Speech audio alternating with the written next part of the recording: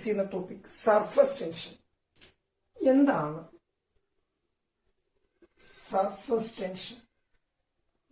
നോക്കൂ, നിങ്ങളൊരു ബീക്കറിൽ ഒരു ലിക്വിഡ് എടുത്തു വെച്ചിരിക്കുന്നു ഫ്രണ്ട്സ്.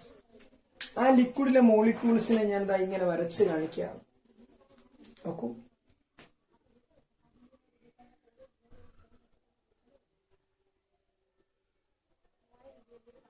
ഒരു ലിക്വിഡിലെ മോളിക്യൂൾസിനെ ഞാൻ ഇങ്ങനെ വരച്ച് കാണിച്ചിരിക്കുകയാണ്.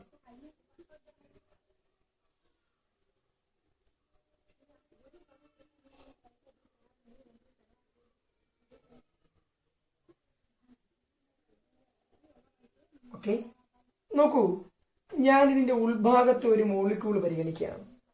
ഈ ഉൾഭാഗത്തെ മോളിക്യൂൾ മുകളിലേക്കും താഴേക്കും രണ്ടു വശങ്ങളിലേക്കും അട്രാക്ട് ചെയ്യപ്പെടുന്നുണ്ട് അല്ലെ. ഈ മോളിക്യൂൾ, ഈ വശത്ത് ഈ മോളിക്യൂൾ അതിനെ അട്രാക്ട് ചെയ്യുന്നുണ്ട്. ഇടത് വശത്തുണ്ട്, മുകളിലേക്കുണ്ട്, താഴേക്കുണ്ട്. അപ്പൊ 4 ഭാഗത്തേക്കും ഈക്വലായി ഈ മോളിക്യൂൾ അട്രാക്ട് ചെയ്യപ്പെടുന്നു. അപ്പൊ ഇതിൽ അനുഭവപ്പെടുന്ന ഫോഴ്സ് ബാലൻസ്ഡ് ആണ്. ഇതുപോലെ ഈ ലിക്വിഡിന്റെ ബൾക്കിലെ ഏത് മോളിക്യൂൾ നിങ്ങൾ എടുത്തു നോക്കിയാലും അത് മുകളിലേക്കും താഴേക്കും വശങ്ങളിലേക്കും അട്രാക്ട് ചെയ്യപ്പെടുന്നു. അപ്പൊ അതിൽ അനുഭവപ്പെടുന്ന ഫോഴ്സ് ബാലൻസ്ഡ് ആണ്. എന്നാൽ നിങ്ങൾ സർഫസിലെ മോളിക്യൂൾ നോക്കിയേ ഫ്രണ്ട്സ്, സർഫസിലെ മോളിക്യൂൾസ് വശങ്ങളിലേക്കും താഴേക്കും മാത്രമേ അട്രാക്ട് ചെയ്യപ്പെടുന്നുള്ളൂ അല്ലെ. നോക്കൂ, സർഫസിലെ മോളിക്യൂൾ 2 വശങ്ങളിലേക്കും താഴേക്കും മാത്രമേ അട്രാക്ട് ചെയ്യപ്പെടുന്നുള്ളൂ. അപ്പോ molecules on the surface of a liquid, ഒരു ലിക്വിഡിന്റെ സർഫസിലിരിക്കുന്ന മോളിക്യൂൾസ് അത് വശങ്ങളിലേക്കും താഴേക്കും മാത്രമേ, 2 സൈഡിലേക്കും താഴേക്കും മാത്രമേ അട്രാക്ട് ചെയ്യപ്പെടുന്നുള്ളൂ. അപ്പൊ അതിൽ അനുഭവപ്പെടുന്ന ഫോഴ്സ് ബാലൻസ്ഡ് അല്ല.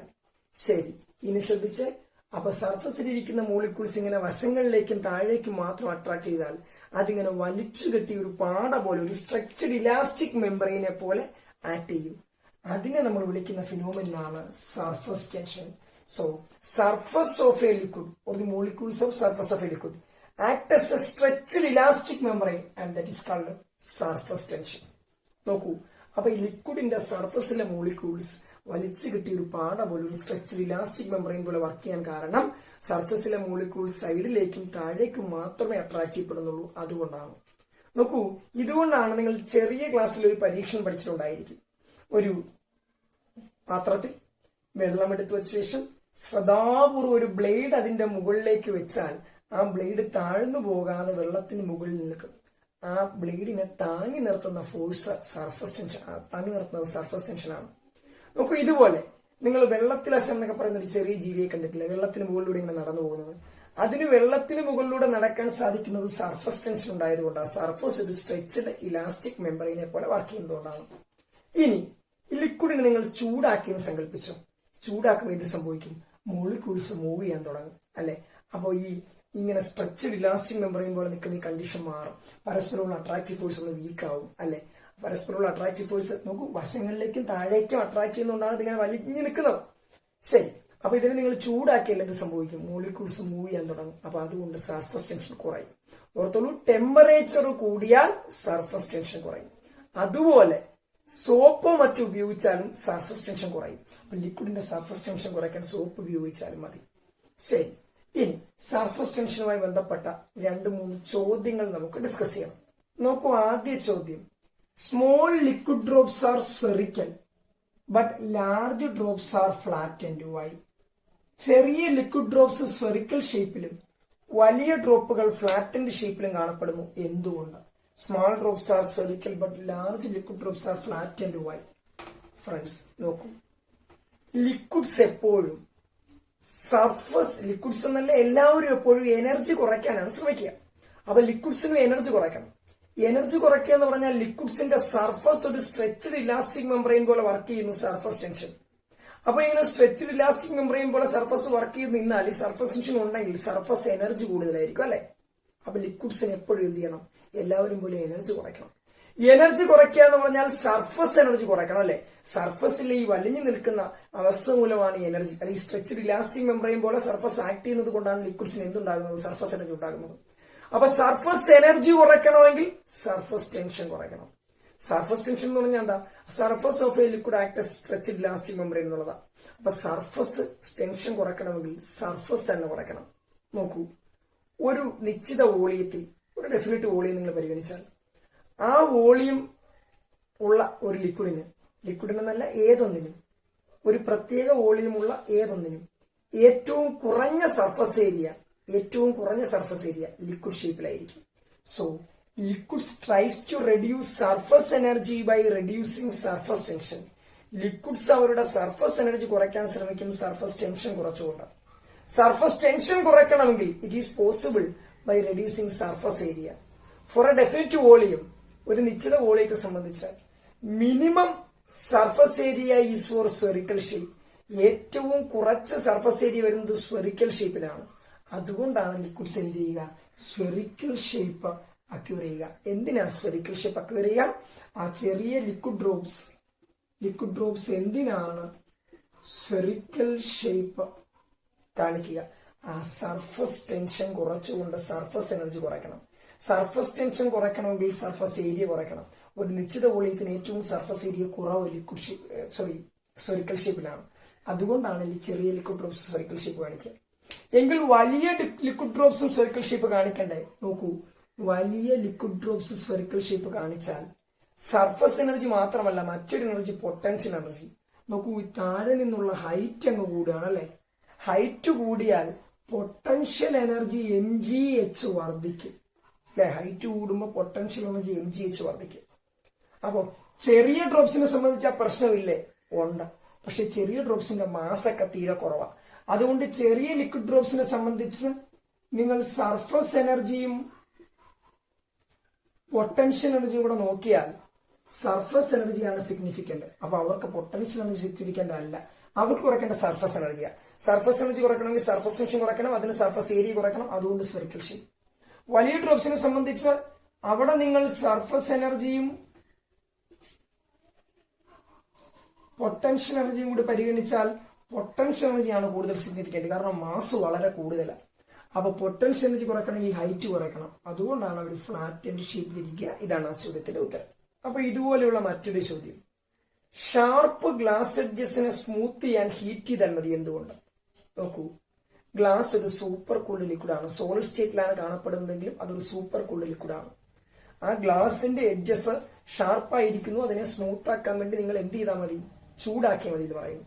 നോക്കൂ, ഒരു ഗ്ലാസ് എഡ്ജ്, ഇതൊരു ഗ്ലാസ് എഡ്ജാണ്. ഇതിനെ എനിക്ക് സ്മൂത്ത് ആക്കണം, ഷാർപ്പാണ്. ഗ്ലാസ് ഞാൻ പറഞ്ഞു കൂൾ ചെയ്ത ലിക്വിഡാണ്. അപ്പോ സോളിഡ് സ്റ്റേറ്റിലാണെങ്കിൽ ഇത് കൂൾ ചെയ്ത ലിക്വിഡാണ്. അപ്പൊ ഞാൻ ഇതിനെ ചൂടാക്കി എന്ത് സംഭവിക്കും? ഗ്ലാസ് വീണ്ടും ലിക്വിഡ് ആവും. അപ്പൊ ഈ നമ്മൾ നേരത്തെ പറഞ്ഞ എനിക്ക് ഷാർപ്പായിരിക്കുന്ന ഈ എഡ്ജ് നോക്കിയാൽ അതെന്ത് ചെയ്യും? ചൂടാക്കുന്ന സമയത്ത് ലിക്വിഡ് ആവും. ഇനി ഞാനിതിനെ തണുപ്പിക്കുമ്പോൾ നിങ്ങൾ ശ്രദ്ധിക്കേണ്ട എന്താ? ലിക്വിഡ് സ്ഫെറിക്കൽ ഷേപ്പല്ലേ ആക്യൂർ ചെയ്യാറുള്ളൂ. കാര്യം എന്താ? To reduce surface area. അപ്പോ ഈ എഡ്ജിന് സ്ഫെറിക്കൽ ഷേപ്പിലേക്ക് മാറും. അപ്പോൾ എഡ്ജ് എന്തായിട്ട് മാറും? സ്മൂത്ത് ആയിട്ട് മാറും. ഈ പ്രശ്നം വരുന്നത് എപ്പോഴാണെന്ന് ഓർത്തോണേ? ഗ്ലാസ് കട്ട് ചെയ്യുമ്പോഴേ പ്രശ്നം വരുന്നത്. നിങ്ങൾ ഗ്ലാസ് കട്ട് ചെയ്തെടുക്കുമ്പോഴാണ് ഇങ്ങനെ ഷാർപ്പ് എഡ്ജ് കിട്ടുക. ഓക്കെ, ഗ്ലാസ് കട്ട് ചെയ്തെടുക്കുമ്പോൾ ഷാർപ്പ് എഡ്ജസ് കിട്ടും. അതിനെ സ്മൂത്ത് ചെയ്യാൻ എന്ത് ചെയ്യണം? ചൂടാക്കണം. ചൂടാക്കുമ്പോൾ ഗ്ലാസ് അങ്ങ് ലിക്വിഡ് ആവും. എന്നിട്ട് നിങ്ങൾ തണുപ്പിക്കണം. അപ്പൊ ലിക്വിഡ് എന്തേ ചെയ്യും? സ്ഫെറിക്കൽ ഷേപ്പ് അക്യൂർ ചെയ്യും. നിങ്ങൾ തണുപ്പിക്കുമ്പോൾ വീണ്ടും സ്ഫെറിക്കൽ ഷേപ്പിലേക്ക് മാറും. അപ്പൊ എഡ്ജ് അങ്ങ് സ്മൂത്ത് ആയിട്ട് മാറും. ഓക്കെ, അപ്പൊ അപകടം ഒഴിവാകും. അപ്പൊ ഗ്ലാസ് എഡ്ജസിനെ നിങ്ങൾക്ക് ചൂടാക്കി സ്മൂത്ത് ചെയ്യാൻ സാധിക്കും. അത് നമ്മൾ നേരത്തെ പറഞ്ഞ സർഫസ് ടെൻഷന്റെ ഒരു ആപ്ലിക്കേഷനാണ്. ഇനി സർഫസ് ടെൻഷനുമായി ബന്ധപ്പെട്ട് നിങ്ങൾ അറിഞ്ഞിരിക്കേണ്ട കുറച്ച് കാര്യങ്ങൾ കൂടി നോക്കൂ. മോയിസ്റ്റ് സോയിൽ ഗ്രെയിൻസ്, നിങ്ങൾ വെള്ളത്തിനടിയിൽ നിന്നും നനഞ്ഞ സോയിൽ ഗ്രെയിൻസ് അല്ലെങ്കിൽ മണൽ ഇങ്ങനെ വാരിയെടുക്കുകയാണ്. നിങ്ങൾ എടുക്കുമ്പോൾ അതിങ്ങനെ കൂടിച്ചേർന്നിരിക്കും. എന്തുകൊണ്ട്? നോക്കൂ, നനഞ്ഞ മണൽത്തരികളോ മണ്ണിന്റെ തരികളോ ആണെങ്കിൽ അതിൽ ജലത്തിന്റെ അംശം കാണുമല്ലോ. നമുക്കറിയാം വാട്ടർ എപ്പോഴും എന്ത് ചെയ്യും? സർഫസ് ഏരിയ കുറയ്ക്കാൻ ശ്രമിക്കും. അതുകൊണ്ട് അത് കൂടിച്ചേർന്നിരിക്കും. അതുകൊണ്ടാണ് മോയിസ്റ്റ് സോയിൽ ഗ്രെയിൻസ് നിങ്ങൾ പുള്ളി ചെയ്തെടുക്കുന്ന സമയത്ത് അത് കൂടിച്ചേർന്നിരിക്കുക. ലിക്വിഡ്സ് മറ്റു വസ്തുക്കളെ നനയ്ക്കാൻ കാരണവും സർഫസ് ടെൻഷനാണ്. ഒന്നിന്റെ മുകളിലേക്ക് സ്പ്രെഡ് ചെയ്ത് ചെറിയ ഫിലിം ഫോം ചെയ്യും. അതുകൊണ്ടാണ് ലിക്വിഡ്സിന് മറ്റുള്ളവരെ ലിക്വിഡ്സ് വസ്തുക്കളെ വെറ്റ് ചെയ്യുന്നത്. അതുപോലെ കാപ്പിലറി റൈസിനും ഫാളിനും കാരണവും ഇതുപോലെ സർഫസ് ടെൻഷനാണ്. ഇനി നിങ്ങൾ ഓർത്തിരിക്കും, ഞാൻ നേരത്തെ പറഞ്ഞു, സർഫസ് ടെൻഷൻ എന്ന് പറയുന്നത് സർഫസിലെ മോളിക്യൂൾസ് വശങ്ങളിലേക്കും താഴേക്കും മാത്രം അട്രാക്ട് ചെയ്യുന്നത് കൊണ്ട് ഒരു സ്ട്രെച്ച്ഡ് ഇലാസ്റ്റിക് മെമ്പറിൽ വർക്ക് ചെയ്യുന്ന ഫിനോമിനാണ്. അപ്പൊ ഈ പരസ്പരമുള്ള വശങ്ങളിലേക്കും താഴേക്കുമുള്ള ആകർഷണം ആണ് അല്ലെങ്കിൽ അട്രാക്ഷൻ ആണ് സർഫസ് ടെൻഷന് കാരണം. അപ്പോൾ അട്രാക്റ്റീവ് ഫോഴ്സ് കൂടുതലാണെങ്കിൽ സർഫസ് ടെൻഷനും കൂടുതലായിരിക്കും. അട്രാക്റ്റീവ് ഫോഴ്സ് കുറവാണെങ്കിൽ സർഫസ് ടെൻഷനും കുറവായിരിക്കും. അതുകൊണ്ട് ടെമ്പറേച്ചർ കൂടുമ്പോൾ അട്രാക്റ്റീവ് ഫോഴ്സ് വീക്ക് ആകുകയും സർഫസ് ടെൻഷൻ കുറയുകയും ചെയ്യും. So that all about surface tension and related questions. നോക്കൂ, സ്റ്റേറ്റ്സ് ഓഫ് മാറ്റർ എന്ന ചാപ്റ്ററിൽ നമ്മൾ അവസാനമായി ഡിസ്കസ് ചെയ്യുന്ന പോർഷൻ വിസ്കോസിറ്റി. എന്താണ് വിസ്കോസിറ്റി? നമ്മൾ പറഞ്ഞല്ലോ, liquids have a tendency to flow. ലിക്വിഡ്സിന് ഒഴുകാനുള്ള ടെൻഡൻസി ഉണ്ട്. ഇങ്ങനെ ഒഴുകിക്കൊണ്ടിരിക്കുമ്പോൾ ലിക്വിഡ്സ് ലെയേഴ്സ് ആയിട്ടാണ് ഫ്ലോ ചെയ്യുന്നത്, നിങ്ങൾക്കറിയാം. അപ്പോ ലിക്വിഡ്സിന്റെ ഈ ലെയേഴ്സ് തമ്മിൽ പരസ്പരം ഒരു ഫ്രിക്ഷൻ ഉണ്ടാവുമല്ലോ. ഒരു ലെയർ മറ്റൊന്നിന് മുകളിലൂടെ ഇങ്ങനെ ഒഴുകാണല്ലോ. അപ്പോൾ ലിക്വിഡ് ഇങ്ങനെ ലെയറായി ഒഴുകിക്കൊണ്ടിരിക്കുമ്പോൾ ലെയറുകൾക്കിടയിൽ ഒരു ഫ്രിക്ഷൻ ഉണ്ടാവുമല്ലോ. അതിന്റെ ഭാഗമായി ഒഴുക്കിനുണ്ടാകുന്ന തടസ്സത്തെ വിളിക്കുന്നവരാണ് വിസ്കോസിറ്റി. സോ വിസ്കോസിറ്റി എന്ന് പറയുന്നത് is a measure of resistance to flow. അപ്പോൾ ലിക്വിഡ്സിന് ഫ്ലോ ചെയ്യാൻ ടെൻഡൻസി ഉണ്ട്. ആ ഫ്ലോയ്ക്കുണ്ടാകുന്ന ഒഴുക്കിനുണ്ടാകുന്ന തടസ്സമാണ് വിസ്കോസിറ്റി. ടെമ്പറേച്ചർ കൂടിയാൽ മോളിക്യൂൾസിന്റെ കൈനറ്റിക് എനർജി കൂടും. അപ്പോൾ വേഗത്തിൽ ഇവയ്ക്ക് മൂവ് ചെയ്യാൻ സാധിക്കും. മാത്രമല്ല ഇടയിൽ ഫ്രിക്ഷൻ കുറയും. സോ ടെമ്പറേച്ചർ കൂടുമ്പോൾ വിസ്കോസിറ്റി കുറയും. ശരി കൂട്ടുകാരെ, ഇനി അതുപോലെ ഡെൻസിറ്റി കൂടിയാലോ? ആ ഡെൻസ് ആണ് ലിക്വിഡ് എങ്കിൽ വിസ്കോസിറ്റി കൂടുതലായിരിക്കും. ഡെൻസ് ആണ് ലിക്വിഡ് എങ്കിൽ നോക്കൂ, ഡെൻസിറ്റി കൂടുതലാണെങ്കിൽ ഈ ഇന്റേണൽ ഫ്രിക്ഷൻ കൂടുതലായിരിക്കും. അതുകൊണ്ട് തന്നെ വിസ്കോസിറ്റിയും കൂടുതലായിരിക്കും. അപ്പൊ ടെമ്പറേച്ചർ കൂടിയാൽ വിസ്കോസിറ്റി കുറയും, ഡെൻസിറ്റി കൂടുമ്പോൾ വിസ്കോസിറ്റി കൂടും. ശരി, ഇനി നമ്മൾ വിസ്കസ് ഫോഴ്സ് കൂടി പറഞ്ഞ് അവസാനിപ്പിക്കുകയാണ്. നോക്കൂ, ലിക്വിഡ്സ് ഇങ്ങനെ ലേയേഴ്സ് ആയിട്ടാണ് ഫ്ലോ ചെയ്യുന്നത് എന്ന് ഞാൻ പറഞ്ഞല്ലോ. ഞാൻ കുറെ 2-3 ലേയേഴ്സ് വരയ്ക്കാണ്. ലിക്വിഡ്സ് ഇങ്ങനെ ലേയേഴ്സ് ആയിട്ട് ഫോം ചെയ്യാണ്. ലേയേഴ്സ് ആയിട്ട് ഫ്ലോ ചെയ്യും.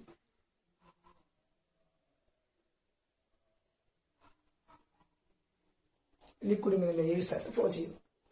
ഫ്രണ്ട്സ്, നിങ്ങൾ അറിയേണ്ടത്, ലിക്വിഡ് ഒരു സ്റ്റേഷനറി സർഫസിന് മുകളിലൂടെ ഫ്ലോ ചെയ്യുമ്പോൾ താഴെയുള്ള സ്റ്റേഷനറി സർഫസുമായി ഇമ്മീഡിയറ്റ് കോണ്ടാക്റ്റിലിരിക്കുന്ന ലെയറിന്റെ വേഗത വളരെ കുറവായിരിക്കും, വെലോസിറ്റി വളരെ കുറവായിരിക്കും. കാരണം താഴെ സ്റ്റേഷനറി ആയിരിക്കുന്ന, നിങ്ങൾ ഒരു സ്റ്റേഷനറി സർഫസിന് മുകളിലൂടെയാണല്ലോ ഈ ലിക്വിഡ് ഇങ്ങനെ മൂവ് ചെയ്തുകൊണ്ടിരിക്കുന്നത്. അപ്പൊ ഏറ്റവും താഴെയുള്ള സ്റ്റേഷനറി സർഫസുമായി ഇമ്മീഡിയറ്റ് കോണ്ടാക്റ്റിലിരിക്കുന്ന ലിക്വിഡിന് നല്ല ഫ്രിക്ഷൻ അനുഭവപ്പെടും. ലിക്വിഡിന്റെ ലെയറിന് നല്ല ഫ്രിക്ഷൻ അനുഭവപ്പെടും. ഞാൻ പറഞ്ഞു ലിക്വിഡ് ലെയേഴ്സ് ആയിട്ടാണ് ഫ്ലോ ചെയ്യുന്നത്. അതിൽ നിങ്ങൾ ഒരു സ്റ്റേഷനറി സർഫസിന് മുകളിലൂടെ ലിക്വിഡ് ഫ്ലോ ചെയ്യുമ്പോൾ ആ സർഫസുമായി ഇമ്മീഡിയറ്റ് കോണ്ടാക്റ്റിലിരിക്കുന്ന ലിക്വിഡ് ലെയറിന് വേഗത്തിൽ മൂവ് ചെയ്യാൻ സാധിക്കില്ല. അതിന്റെ വേഗത ഏറ്റവും കുറവായിരിക്കും. ഇനി മുകളിലേക്ക് പോകും തോറും വെലോസിറ്റി എന്ത് ചെയ്യും? കൂടി കൂടി കൂടി കൂടി വരും. അപ്പോ ഏറ്റവും താഴെയുള്ള ലെയറിന്റെ വേഗത ഏറ്റവും കുറവ്, മുകളിലേക്ക് പോകും തോറും വേഗത കൂടി കൂടി കൂടി ഒരു റെഗുലർ ഇൻക്രീസ് ഒബ്സർവ് ചെയ്യാൻ സാധിക്കും. ഇങ്ങനെ ലെയേഴ്സ് ഫ്ലോ ചെയ്യുന്നതിനെ നമ്മൾ ലാമിനാർ ഫ്ലോ എന്ന് വിളിക്കും. അപ്പൊ ലിക്വിഡ്സിന് ഫ്ലോ ചെയ്യാനുള്ള ടെൻഡൻസി ഉണ്ട്. ലിക്വിഡ് ഒരു സ്റ്റേഷനറി സർഫസിന് മുകളിലൂടെ ഫ്ലോ ചെയ്യുമ്പോൾ ഏറ്റവും താഴെയുള്ള സ്റ്റേഷനറി സർഫസുമായി ഇമ്മീഡിയറ്റ് കോണ്ടാക്റ്റിലിരിക്കുന്ന ലെയറിന് വളരെ പതിയെ മാത്രമേ മൂവ് ചെയ്യാൻ സാധിക്കൂ. മുകളിലേക്ക് പോകും തോറും മൂവ് ചെയ്യാനുള്ളവരുടെ വേഗത, അവരുടെ വെലോസിറ്റി കൂടിക്കൊണ്ടിരിക്കും. ഇങ്ങനെ ഒരു റെഗുലർ ഇൻക്രീസ് കാണിക്കുന്ന ഓരോ ലെയറിന്റെയും വേഗതയിൽ ഒരു റെഗുലർ ഇൻക്രീസ് താഴെ നിന്ന് മുകളിലേക്ക് പോകുമ്പോൾ നിങ്ങൾക്ക് കാണാൻ സാധിക്കും. ഇതിനെ this type of flow is called laminar flow. ശരി, അപ്പൊ ഏറ്റവും ഈ ലെയറിനെ, ഞാൻ ഈ മാർക്ക് ചെയ്തിരിക്കുന്ന ലെയറിന്റെ വെലോസിറ്റി u മൈനസ് du ആണെന്ന് ഞാൻ എടുക്കും. അപ്പൊ ഏറ്റവും താഴെയുള്ള ഈ ലെയറിന്റെ വെലോസിറ്റി u മൈനസ് du. ഇത് du വെച്ച് കൂടുകയാണ് മുകളിലേക്ക് പോകുന്നതെന്ന് സങ്കല്പിച്ചത്. അപ്പൊ ഇതെത്ര? തൊട്ടടുത്ത ലെയറിന്റെ വെലോസിറ്റി എത്ര? u minus du plus du. So u. അപ്പൊ അടുത്ത എത്രയായിരിക്കും? u plus du. ക്ലിയർ? ഞാൻ പറഞ്ഞു ലാമിനാർ ഫ്ലോ ആണ്. അപ്പൊ താഴേന്ന് മുകളിലേക്ക് പോകും തോറും ഒരു നിശ്ചിത ക്രമത്തിൽ ഒരു പ്രത്യേക അളവിൽ വെലോസിറ്റി കൂടിക്കൊണ്ടിരിക്കും. ഏറ്റവും താഴെയുള്ള ലെയറിന്റെ വെലോസിറ്റി u മൈനസ് du, തൊട്ടടുത്തത് u, അടുത്തത് അപ്പൊ u പ്ലസ് du, അടുത്ത u പ്ലസ് 2du, ഇങ്ങനെ കൂടിക്കൊണ്ടിരിക്കും. പിന്നെ താഴേക്ക് എങ്ങനെയായിരിക്കും? u മൈനസ് 2du, ഇങ്ങനെ കുറഞ്ഞുകൊണ്ടിരിക്കും. ശരി, അപ്പോ അടുത്തടുത്ത ലെയറുകൾ ഇത് നിങ്ങൾ പരിഗണിക്കും. അവരുടെ വെലോസിറ്റിയിലെ വ്യത്യാസം du ആണല്ലോ, du. ശരി, ഈ ലെയറുകൾ തമ്മിലുള്ള അകലം dz ആണെന്ന് വെച്ചു. അപ്പൊ അകലം dz എങ്കിൽ വെലോസിറ്റി ഗ്രേഡിയന്റ് എന്ന് പറയുന്നത് du/dz ആയിരിക്കും. ഓർത്തിരിക്കൂ, ഞാൻ പറഞ്ഞത് ഒരു ലാമിനാർ ഫ്ലോ ആണ്. അപ്പൊ അടുത്തടുത്ത ലെയറുകൾ തമ്മിലുള്ള വെലോസിറ്റിയിലെ വ്യത്യാസം du. അപ്പൊ ഇവിടെ നോക്കൂ, u മൈനസ് du u തമ്മിലുള്ള വ്യത്യാസം du. ഇവിടെ നോക്കൂ, u പ്ലസ് du u തമ്മിലുള്ള വ്യത്യാസം du. ഇനി ഈ ലെയറുകൾ തമ്മിലുള്ള അകലം എത്രയാന്ന് പറഞ്ഞു? dz. അപ്പോ രണ്ട് ലെയറുകൾക്കിടയിലെ ഡിസ്റ്റൻസ്, രണ്ട് ലെയറുകൾക്കിടയിലെ ഡിസ്റ്റൻസ് ഡി സെഡും അവരുടെ വെലോസിറ്റിയിലെ വ്യത്യാസം ഡി യു ആണെങ്കിൽ വെലോസിറ്റി ഗ്രേഡിയന്റ് എന്ന് പറയുന്നത് D U by D Z. ഇനി ഈ ലെയേഴ്സിന്റെ ഏരിയ എ ആണെന്ന് സങ്കല്പിക്കൂ. ഏരിയ എ ആണെന്ന് സങ്കല്പിക്കൂ. അപ്പൊ കൂട്ടുകാരെ നോക്കൂ, ഞാൻ പറഞ്ഞു velocity gradient D U by D Z, area of section A. നിങ്ങൾ നോക്കി, ഈ ലെയറുകൾ ഇങ്ങനെ പരസ്പരം ഒരു ലെയർ മറ്റൊന്നിന് മുകളിലായി തെന്നി നീങ്ങുമ്പോൾ ഒഴുക്കിനുണ്ടാകുന്ന തടസ്സമാണല്ലോ viscosity. That viscous force F is directly proportional to. ശ്രദ്ധിച്ചേ, ഈ ലെയേഴ്സിന്റെ ഏരിയ കൂടുതലാന്ന് വെച്ചോ. അപ്പൊ ഒത്തിരി ഏരിയ ഉണ്ടെങ്കിൽ രണ്ട് ലെയറുകൾക്കിടയിൽ രണ്ട് ലെയറിന്റെ ഏരിയ കൂടുതലാണെങ്കിൽ അവർ തമ്മിൽ കോണ്ടാക്ട് വരുന്ന സ്ഥലം കൂടിയില്ലേ, അപ്പോ കൂടുതൽ ഫ്രിക്ഷൻ ഉണ്ടാവില്ലേ. അപ്പൊ ഏരിയ കൂടുമ്പോ വിസ്കസ് ഫോഴ്സ് എന്ത് ചെയ്യും? കൂടും. F is directly proportional to A. അപ്പോൾ ലെയേഴ്സിന്റെ ഏരിയ കൂടുമ്പോൾ ഫ്രിക്ഷൻ കൂടും, അപ്പോൾ ഒഴുക്കിനുള്ള തടസ്സം കൂടും. So viscous force is directly proportional to area of cross section. നോക്കൂ, നിങ്ങൾ നദികളൊക്കെ എടുത്താലേ വീതി കുറഞ്ഞ സ്ഥലമാണെങ്കിൽ ഏരിയ കുറവാണ്, അപ്പോൾ വിസ്കസ് ഫോഴ്സ് കുറയും, അപ്പോൾ ഒഴുക്കിന്റെ വേഗത കൂടുതലായിരിക്കും. ഇനി വീതി കൂടിയ സ്ഥലമാണെങ്കിൽ ഏരിയ കൂടുതലാണ്, അപ്പോൾ വിസ്കസ് ഫോഴ്സ് കൂടുതലാണ്, അപ്പോൾ ഒഴുക്കിന്റെ വേഗത കുറയും. അപ്പോൾ കുളിക്കാൻ വേണ്ടിയൊക്കെ ഉപയോഗിക്കേണ്ട കടവുകൾ നല്ല വീതിയുള്ള സ്ഥലങ്ങളായിരിക്കണം. ശരി, അപ്പോൾ viscous force F is directly proportional to A. ഇനി നോക്കി, രണ്ട് ലെയറുകൾക്കിടയിലെ വെലോസിറ്റി വ്യത്യാസമല്ലേ ഡി യു. ഫ്രണ്ട്സ്, ഈ ഡി യു കൂടുതലാണെന്ന് പറഞ്ഞാൽ രണ്ട് ലെയറുകൾക്കിടയിൽ വെലോസിറ്റിയിൽ നല്ല വ്യത്യാസം ഉണ്ടെന്നല്ലേ അർത്ഥം. അപ്പൊ അതിന്റെ അർത്ഥം ഇവയ്ക്കിടയിലെ ഈ രണ്ട് ലെയറുകൾക്കിടയിലെ വെലോസിറ്റി, ഈ ലെയറും തമ്മിൽ വെലോസിറ്റിയിൽ നല്ല വ്യത്യാസം ഉണ്ടെന്ന് സങ്കല്പിച്ചോ. നല്ല വ്യത്യാസം ഉണ്ടെങ്കിൽ വിസ്കോസിറ്റി അതിനു മാത്രം കൂടുതലാണെന്നല്ലേ അർത്ഥം. ശരി, അപ്പോ ഈ രണ്ട് ലെയറുകൾക്കിടയിൽ വെലോസിറ്റിയിലെ വ്യത്യാസം ഡി യു വളരെ കൂടുതലാണെങ്കിൽ D U by D Z velocity ഗ്രേഡിയന്റും കൂടുതലായിരിക്കുമല്ലോ. അങ്ങനെ വെലോസിറ്റി ഗ്രേഡിയന്റ് കൂടിയിരിക്കുന്നത് എപ്പോഴാ? വിസ്കസ് ഫോഴ്സ് കൂടിയിരിക്കുമ്പോഴാണ്. അപ്പൊ വിസ്കസ് ഫോഴ്സ് കൂടുതലാണെങ്കിൽ രണ്ട് ലെയറുകൾക്കിടയിലെ രണ്ട് ലെയറുകൾ നിങ്ങൾ പരിഗണിച്ചാൽ, അടുത്തടുത്ത രണ്ട് ലെയറുകൾ പരിഗണിച്ചാൽ അവ തമ്മിലുള്ള വെലോസിറ്റിയിലെ വ്യത്യാസം വളരെ കൂടുതലായിരിക്കും. വെലോസിറ്റിയിലെ വ്യത്യാസം ഡി യു വളരെ കൂടുതലാണെങ്കിൽ വെലോസിറ്റി ഗ്രേഡിയന്റും കൂടുതലായിരിക്കും. അപ്പോൾ viscous force is also directly proportional to velocity gradient D U by D Z. So F is directly proportional to A into D U by D Z. എങ്കിൽ ഞാനൊരു കോൺസ്റ്റന്റ് ഇൻട്രൊഡ്യൂസ് ചെയ്യുന്നു. F is equal to, അപ്പൊ equal ആയല്ലേ, eta into A into D U by D Z. Eta is called coefficient of viscosity. Eta ഞാൻ വിളിക്കുന്ന പേരാണ് coefficient of viscosity. So viscous force F is equal to eta into area of cross section into velocity gradient, where eta is called coefficient of viscosity. ഇനി എന്താണ് coefficient of viscosity? Where eta is called coefficient of viscosity എന്ന് പറയുന്നത്. ചോദ്യം, what is coefficient of viscosity? ഞാൻ പറഞ്ഞിട്ടുള്ള ഒരു കോൺസ്റ്റന്റിന്റെ value ചോദിച്ചാൽ അതിനൊപ്പമുള്ളവരെ 1 എന്ന് പരിഗണിച്ചാൽ എളുപ്പത്തിൽ അതിന്റെ പേര് അത് എന്താണെന്ന് പറയാൻ സാധിക്കും അല്ലെ. നോക്കൂ, വാട്ട് ഈസ് ഈറ്റ എന്നല്ല ചോദ്യം. കുട്ടികളെ, let area of cross section is 1 metre square. Area of cross section 1 metre square ആണെന്ന് വെച്ചോ, അല്ലെങ്കിൽ area of cross section unity ആണെന്ന് വെച്ചോ, 1 ആണെന്ന് പരിഗണിച്ചോ. അതുപോലെ വെലോസിറ്റി ഗ്രേഡിയന്റും 1 ആണെന്ന് പരിഗണിച്ചോ. അപ്പൊ viscous force F is equal to eta into 1 into 1 എന്നായില്ലേ. അപ്പൊ നിങ്ങൾക്ക് എങ്ങനെ കിട്ടും കൂട്ടുകാരെ? ഇങ്ങോട്ട് എഴുതാം അല്ലെ. F is equal to eta എന്ന് കിട്ടിയില്ലേ. സോ ഏരിയ ഓഫ് ക്രോസ് സെക്ഷനും വെലോസിറ്റി ഗ്രേഡിയന്റും യൂണിറ്റി ആണെങ്കിൽ F is equal to eta into 1 into 1, then F is equal to eta. So coefficient of viscosity is the viscous force when area of cross section and velocity gradients are unity. So that's all about viscosity. അപ്പോൾ ഓർക്കൂ, liquids layers ആയിട്ടാണ് flow ചെയ്യുക. ഒരു layer മറ്റൊന്നിന് മുകളിലൂടെ തെന്നി നീങ്ങുമ്പോൾ friction മൂലം ഉണ്ടാകുന്ന, internal friction മൂലം ഉണ്ടാകുന്ന ഒഴുക്കിനുള്ള തടസ്സമാണ് വിസ്കോസിറ്റി. ടെമ്പറേച്ചർ കൂടിയാൽ വിസ്കോസിറ്റി കുറയും, ഡെൻസിറ്റി കൂടിയാൽ വിസ്കോസിറ്റി കൂടും. അപ്പൊ ഡെൻസായ ലിക്വിഡ്സിന് വിസ്കോസിറ്റി കൂടുതലായിരിക്കും. ലിക്വിഡ്സ് ലെയേഴ്സ് ആയിട്ട് ഫ്ലോ ചെയ്യുമ്പോൾ ഏറ്റവും താഴെയുള്ള ലെയറിൽ നിന്ന് മുകളിലത്തെ ലെയറിലേക്ക് പോകുന്നതോറും വെലോസിറ്റി കൂടി വരുന്നതായി കാണാം. താഴെയുള്ള യു മൈനസ് യു ആണെങ്കിൽ അടുത്ത U plus U regular increase ആ കാണുന്നത്. സോ ഈ ലെയറുകൾക്കിടയിലെ ഡിസ്റ്റൻസ് ഡി സെഡ് ആണെങ്കിൽ velocity gradient D U by D Z. ലെയേഴ്സിന്റെ ഏരിയ എ. ശരി, എങ്കിൽ viscous force F is directly proportional to A into D U by D Z. Then F is equal to eta into A into D U by D Z, where eta is called coefficient of viscosity. Then velocity gradient and area of cross section are unity. Viscous force is equal to coefficient of viscosity. That is, coefficient of viscosity is the viscous force when area of cross section and velocity gradients are unity. So dear friends, that all about today's class. അപ്പോൾ നമ്മൾ States of matter എന്ന chapter കൂടി complete ചെയ്തിരിക്കുകയാണ്.